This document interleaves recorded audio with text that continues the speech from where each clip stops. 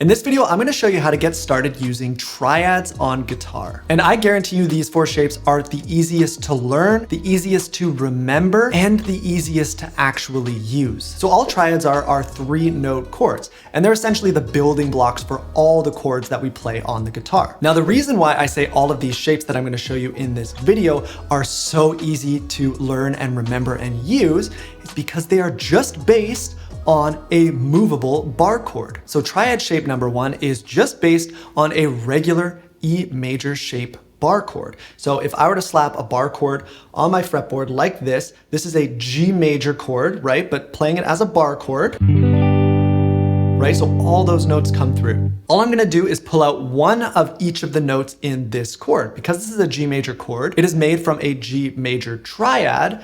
And so what I can do is if I only play these 3 notes right here, that would just be a G major triad. So full chord, just playing the most essential notes. So anytime I come across a place in a song where I can play a G major chord, I can simply play a G major triad, and it's gonna fit in perfectly. Now, the main reason why guitar players love triads so much and why we use them so much is because a lot of times there are a lot of other instruments playing in a song. There might even be another guitar player, and you really wanna stay out of each other's way. Music starts to sound really, really muddy when all the guitar players, they're playing the same thing, everyone's living in the same frequencies. So what we do is we just isolate those most important notes, and then we don't step on anyone else's toes. Now, just like your bar chords, you can move this shape around wherever you want and play a major triad. So what that means is if I were to just take this exact same shape and I were to slide it up 2 frets, well, that would now be an A major triad. And the reason is because this is coming from this A major bar chord shape.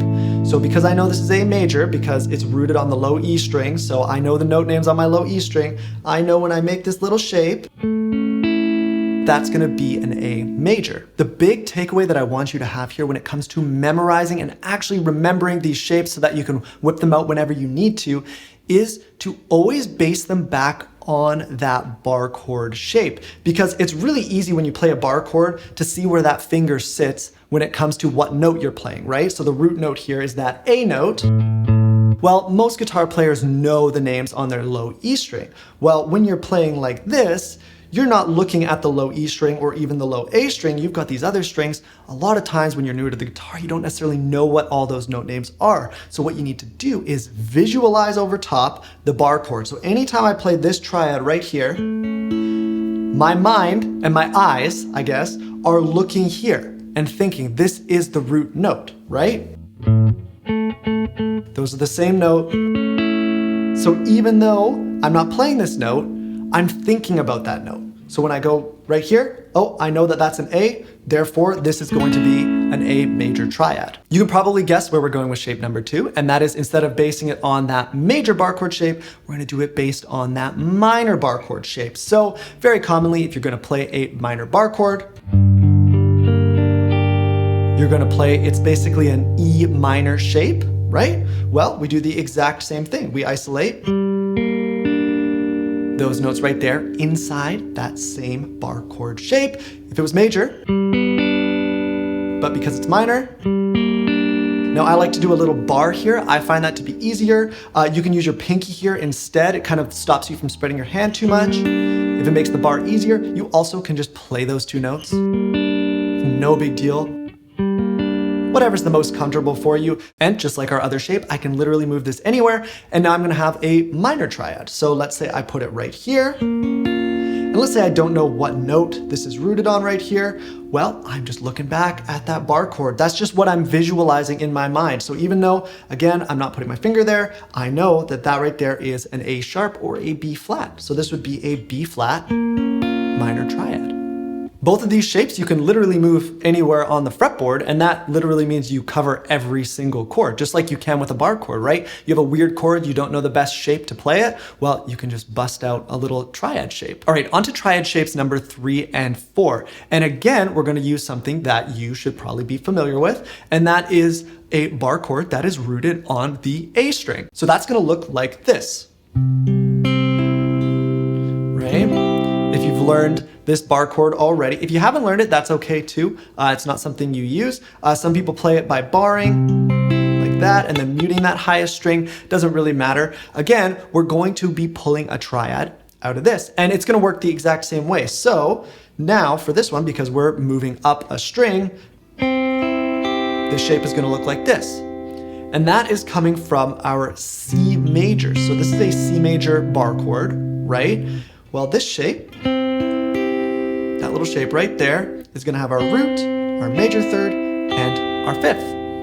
And I'm going to do the exact same thing I did with the other shapes, with the ones that were based on the E bar chord shape. And I'm going to always look back to that original root note of the bar chord. So even though I'm playing this, my eyes are looking and seeing that that is a C note. And that's how I know that this is a C major triad.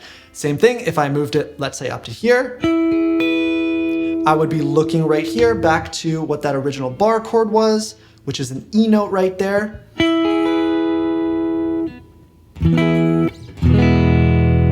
It would be an E major triad. Now for our fourth and final shape, we're just gonna do an A minor based bar chord. So let's do it in the same position over the C. So instead of C major, we've got C minor, right? And we're just gonna take those highest three notes, root, minor third, and fifth. Major, minor. Right? This one looks a lot like the major from the E shaped bar chords, but we are up and we're compensating for the B string, which is why it looks similar. And again, we can slide this thing around wherever we want. So let's go all the way up to here, for example. Right? I have no idea what note this is right here, let's say. So all I'm gonna do is I'm gonna look back to that note right there.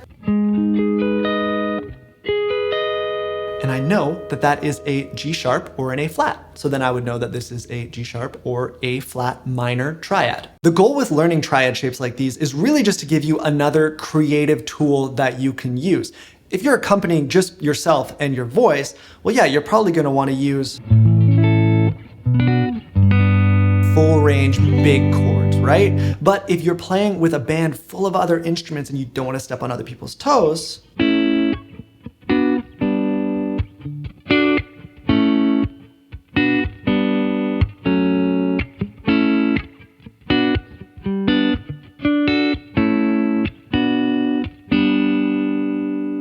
that's gonna stand out a lot more. It's not gonna get super muddy. It's gonna fit into the mix really well, and it's gonna be up to you to use it whenever it feels right. I do have another video that covers what we talked about today, but also gets a little bit more into the theory side and also covers some more triad shapes. I'll put that video up on the screen for you right now, so if that is something that you're interested in, you can go ahead and check it out. I really hope you enjoyed the video. Thank you so much for watching, and I will see you in the next one.